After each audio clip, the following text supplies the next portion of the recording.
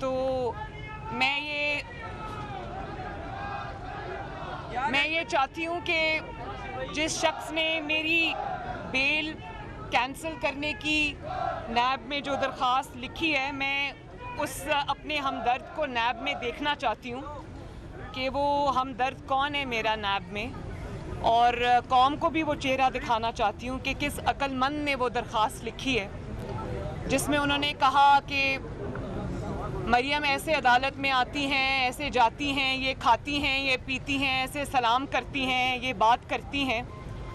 तो मुझे उस दरख्वास्त को जब मैंने पढ़ा तो मुझे ऐसे लगा जैसे बच्चे डर रहे हैं, और मैं ये समझती हूँ कि उसका चेहरा उस शख्स का जिसने ये दरख्वास्त लिखी है कौम को दिखाया जाना चाहिए, ताकि हमें पता चले कि ये इतना इंटेलिजेंट और सुपर इंटेलिजेंट इंसान कौन है जो अपनी दरख्वास्त के ज़रिए नैब पूरी कौम को ये बता रहा है कि मरियम ने जो एप्लीकेशन सबमिट की है।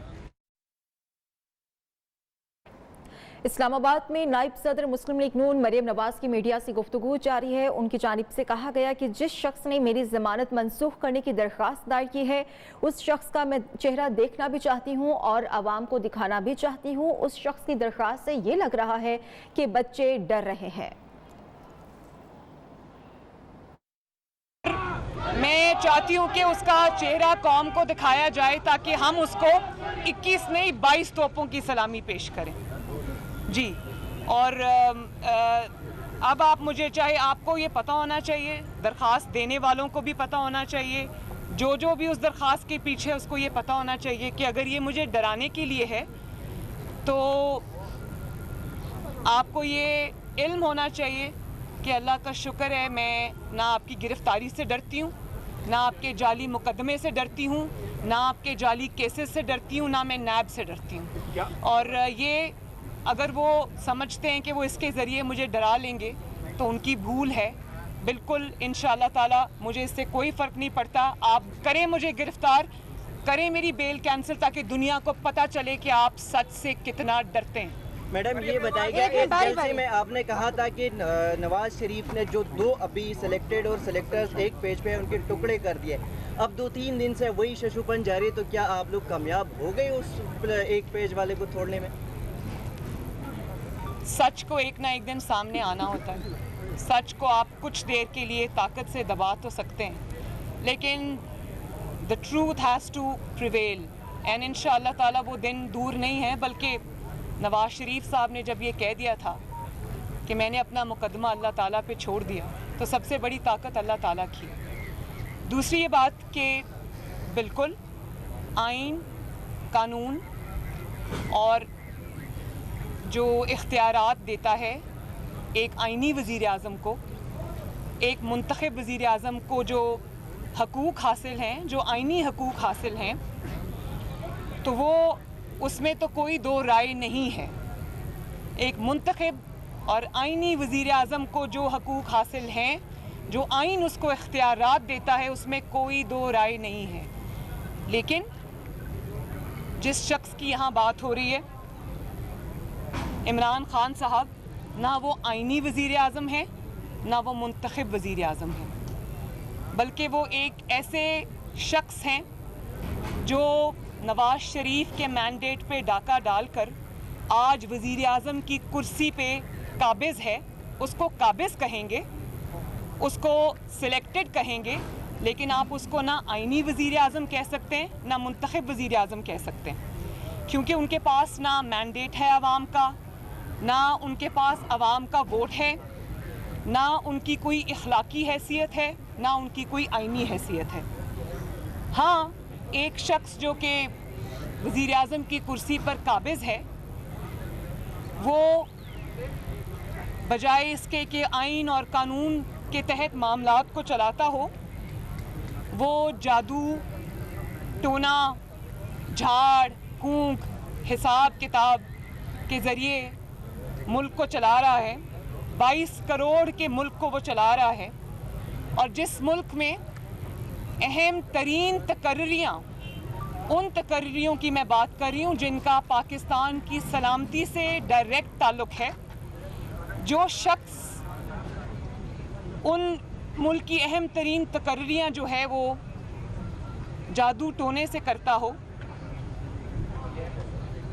जिन्नात बजाय वज़ीर आज़म के जिन्नात वो तकर्रियाँ करते हों, जिन्नात टाइमिंग्स तय करते हों, या फिर वो जिसको तोता फाल कहते हैं वो निकाल के करते हों, तो फिर इस मुल्क का दुनिया में तमाशा बनना जिस तरह अब बना है, इदारों का तमाशा बनना, फिर उसमें हमें कोई मेरे ख्याल है इसमें कोई हैरानगी की, अचंभे की बात नहीं है। और मैं तो ये समझती हूँ कि अगर वो इतना ही उनका जादू टोना सक्सेसफुल है, हिसाब किताब सक्सेसफुल है, वो जो जंतर मंतर जिसको कहते हैं वो सक्सेसफुल है, तो वो आवाम की भलाई के लिए क्यों इस्तेमाल नहीं होता? वो जो जिन्नात की असिस्टेंस है या जंतर मंतर जो हैं वो सिर्फ अहम तरीन तकर्रियाँ करने के लिए ही क्यों इस्तेमाल होते हैं? वो इस चीज़ के लिए इस्तेमाल क्यों नहीं होते कि आवाम से महंगाई का बोझ कम किया जाए? आवाम का अगर इतना ही कामयाब है वो तरीक़ा कार, तो वो फिर आटा सस्ता करो, उससे चीनी सस्ती करो, उससे पेट्रोल सस्ता करो, उससे डीज़ल सस्ता करो, उससे अपनी कारकर्दगी को बेहतर बनाओ। तो बात यह है कि ये ना अपने आईनी इख्तियारात के इस्तेमाल का मसला है, ना ये वज़ीर आज़म के इख्तियारात के इस्तेमाल का मसला है, ना ये किसी जमहूरियत का मसला है, ना किसी जमहूरी असूल का मसला है, ना ही ये कोई आईनी किरदार का मसला है। ये अपनी ज़ात को और अपनी हुकूमत को चंद दिन और मोहलत देने का नुस्खा है। समझ नहीं आ रही, पूरी कौम को समझ नहीं आ रही कि आपने पूरे मुल्क को एट ए ग्राइंडिंग हॉल्ट आप ले आए हैं। पूरा मुल्क इस वक्त बंद है, इदारों का मुल्क का तमाशा बन चुका है, सिर्फ इसलिए कि एक शख्स को आपने रिटेन करना है क्योंकि वो आपकी हुकूमत चलाता है, वो आपके अपोनेंट्स को के लिए अखाड़ पिछाड़ करता है। तो समझ नहीं आ रही कि ऐसा क्या मामला दरपेश आ गया? क्या कौम को आपने बेवकूफ़ समझ रखा है? आप समझते हैं कि आपकी इन हरकत और सकनात का कौम को इल्म नहीं है कि इसके पीछे बात क्या है।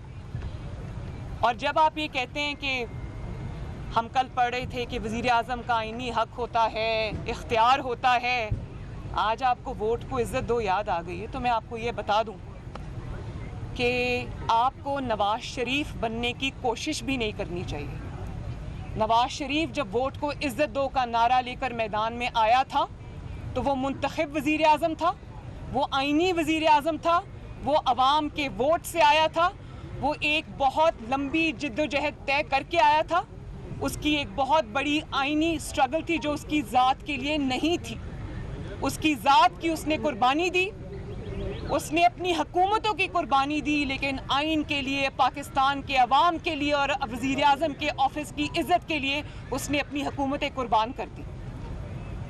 और उस तरह की जो स्टेटस है वो अचीव करने के लिए, वोट को इज़्ज़त दो का नारा लगाने के लिए आपको जेलें बर्दाश्त करनी पड़ती हैं। आपको मैं डिक्टेशन नहीं लूँगा कहना पड़ता है और फिर उस पर कायम रहना पड़ता है। आपको अटक किले में जाना पड़ता है, आपको जिला वतनी बर्दाश्त करनी पड़ती है, आपको झूठे केसेस बर्दाश्त करने पड़ते हैं, आपको झूठी सज़ाएं बर्दाश्त करनी पड़ती हैं, आपको जेलों में जाना पड़ता है, आपको ह्यूमिलिएशन बर्दाश्त करनी पड़ती है, आपको अपनी बेटी को जेल में जाता हुआ, किसी बेगुनाह बेटी को जाता हुआ देखना पड़ता है। तो आप इमरान खान साहब से मैं ये पूछना चाहती हूँ कि उनकी सियासी पहचान क्या है, उनका सियासी तशख़्ख़ुस क्या है? उनका सियासी तशख़्ख़ुस और उनकी सियासी पहचान और उनका सियासी तारुफ जो है वो है मुंतखब हुकूमत के ख़िलाफ़ साजिश करना, मुंतखब हुकूमत और मुंतखब वज़ीर आज़म के ऑफिस के बाहर 124 कितने दिन 120 दिन का धरना देना, 126 दिन का धरना देना और कहना कि वज़ीर आज़म को मैं गले से घसीट कर निकालूंगा और लोगों को ये बताना कि एम्पायर की उंगली उठने वाली है, और उसके बाद नवाज़ शरीफ के मैंडेट को छीनना और उस पर काबिज़ हो जाना आवाम के इख्तियार के ऊपर, वोट की हुर्मत को पाँव के नीचे कुचल के आना, आवाम के वोट की पर्ची को पाँव के नीचे कुचल के आना, साजिश करना, आपकी तो पहचान ये है। तो आपका असूल से, आपका जमहूरियत से, जमहूरी जिद्दोजहद से एक आईनी वज़ीर आज़म के इख्तियारात से, उसकी इज़्ज़त से आपका कोई लेना देना नहीं है, आपका कोई वास्ता नहीं है।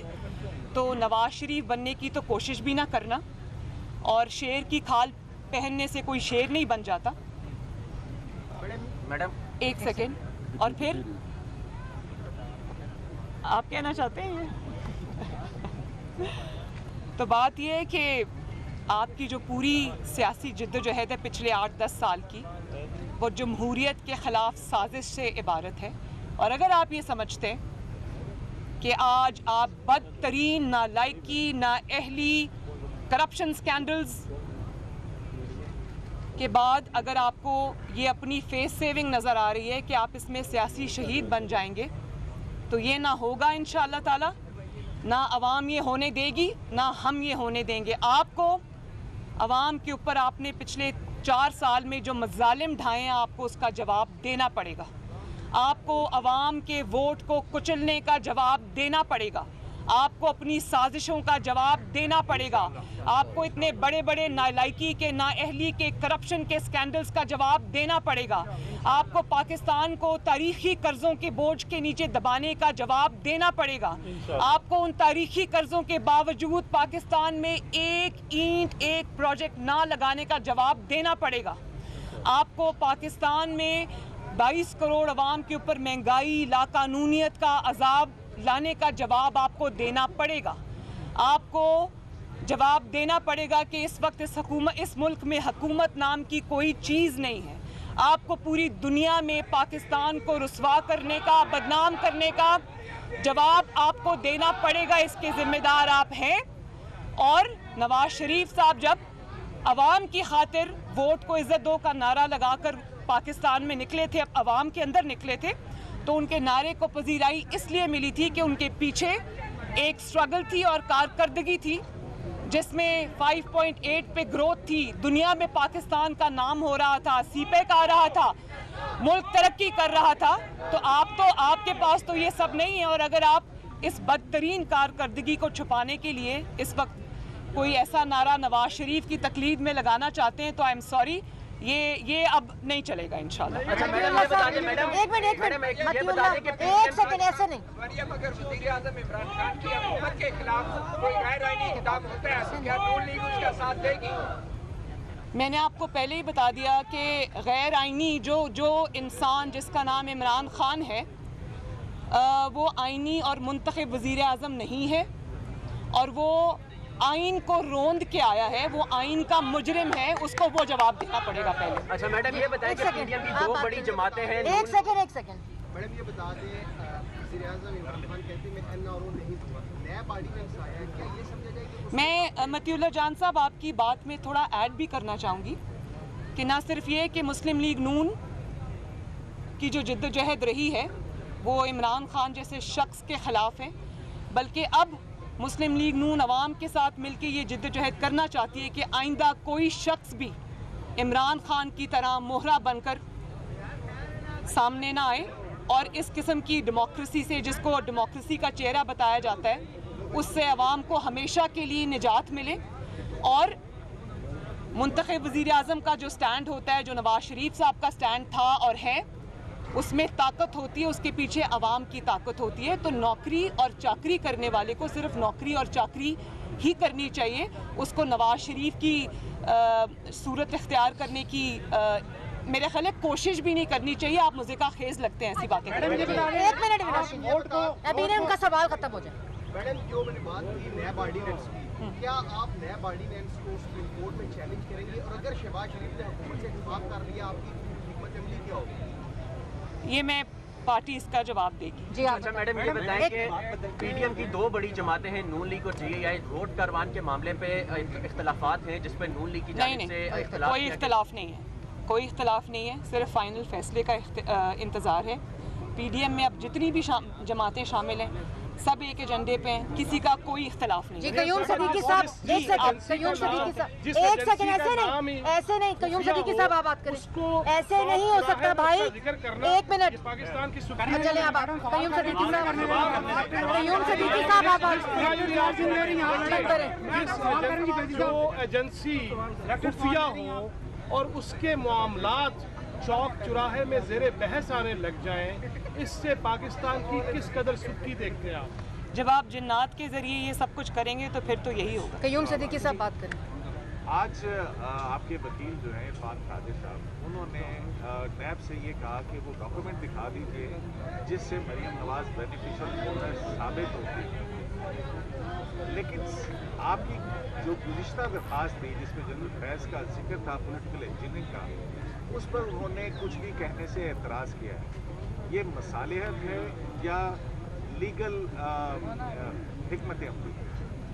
मेरा ख्याल है कि मेरी दरख्वास्त जो है वो उसमें कोई एम्बिग्विटी नहीं है, उसमें मैंने खोल के एक एक चीज़ बयान कर दी है।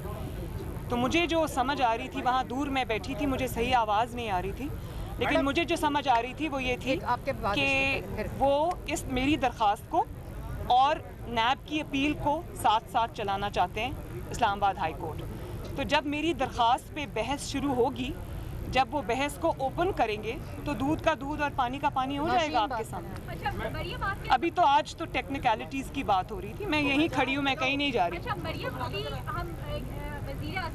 और ये भी मैं बता दूँ कि अगर मुझे कोई दूसरी दरख्वास्त भी देनी पड़ी अपने पॉइंट ऑफ व्यू को इस्टेब्लिश करने के लिए, उस पर खड़े रहने के लिए, तो मैं वो भी दूंगी इस्लामाबाद हाई कोर्ट में जमा कराऊंगी।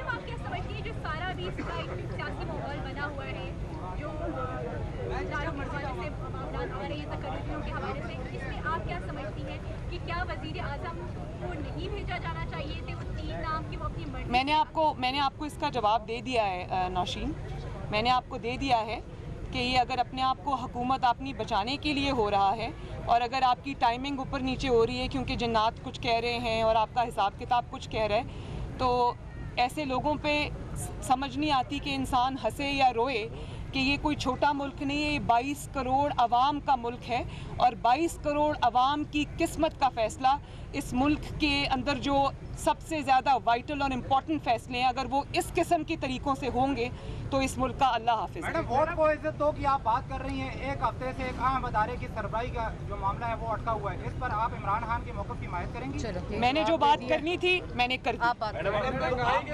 आपने जो बात की पॉलिटिकल इंजीनियरिंग की, ये 2016 में हुई। आप 5 साल बाद उस मामले को हाई कोर्ट में लेके आइए। मैडम, 5 साल का इंतजार आपने क्यों किया? आपकी तो इन्फॉर्मेशन बिल्कुल गलत है। मैडम, आपने सॉरी, आपकी इन्फॉर्मेशन गलत है। ये जो वाक़या हुआ था जिसको मैंने अपनी दरख्वास्त में कोट किया है, ये 2018 की बात है। 2018? जी नहीं, ये मेरे केस से मुतल्लिक है। इलेक्शन में जो हुआ वो पूरे कौम के सामने है। मुझे उस वक्त सज़ा हो चुकी थी और सज़ा के बाद ये बात सामने आई, मेरी सज़ा के बाद, वर्डिक्ट के बाद ये बात सामने आई, प्रॉबेबली जब मैं जेल में थी, तो उस वक्त ये बात सामने आई। तो फिर मुझे अब अपील के ज़रिए ये सारे हक़ाइक़ एक रेलेवेंट मौके के ऊपर सामने रखने थे, मैंने रख दिए। आखिरी सवाल, आपने दरखास्त में कहा है कि शौकत सिद्दीकी साहब को और डीजीसी साहब को बुलाया जाए अदालत की तरफ। जी, आपकी दरखास्त में पॉइंट नंबर 22 है कि बेनज़ीर भुट्टो को भी इस तरह का रिलीफ दिया गया था ऑडियो स्कैंडल में। उसमें जस्टिस कयूम और उस वक्त के जो एहतसाब कमीशन के चेयरमैन थे, सेनेटर जो अब आपके रिलेटिव भी हैं, उनकी ऑडियो लीक हुई थी सेनेटर सैफुर रहमान साहब की और उस वक्त के जस्टिस कयूम की। अगर अदालत जुनैद सफदर के अब फादर इन लॉ को बुलाती है तो वो आएंगे और आप इस चीज़ को कंडेम करेंगी कि उस तरह की जो ऑडियो लीक हुई थी कि बेनज़ीर को 7 साल की? बहुत शुक्रिया। एक तो उसका फैसला हो चुका हुआ है, दूसरा मेरे केस से मुतालिक मुझसे बात करें आप। Thank you.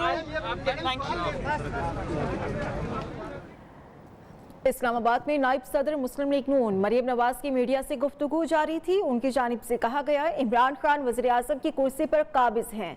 इमरान खान की कोई अखलाकी या आईनी हैसियत नहीं। 22 करोड़ की मुल्क को जादू टोने से चलाया जा रहा है।